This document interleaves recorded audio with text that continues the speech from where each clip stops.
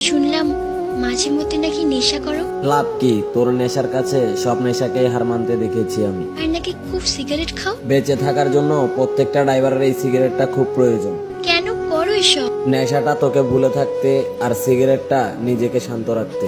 বেঁচে থাকতে চাও না? মোটর লাইনে যেদিন পা দিয়েছি সেদিনই মৃত্যুটাকে মেনে নিয়েছি, আর তোর দেওয়া আঘাতে আমি জ্যান্ত লাশে পরিণত হয়েছি। তুই এখনো বলতেছস আমি বেঁচে আছি?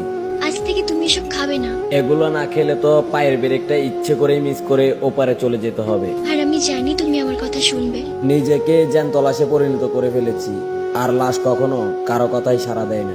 এ কথা বলতে পারলে? যা সত্যি তাই বলেছি।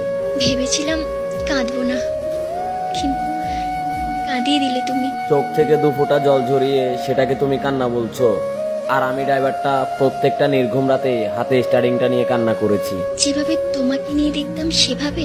আমাদেরকে নিয়ে কেউ স্বপ্ন দেখে না ম্যাডাম। আমরা ড্রাইভাররা আমাদের ফ্যামিলি আর প্রিয় মানুষটার স্বপ্ন পূরণ করতেই ব্যস্ত থাকি। ভালোই বললে। মিথ্যে তো কিছু বলিনি। চলে যাবে এখন? পেশায় ড্রাইভার তো আমাদের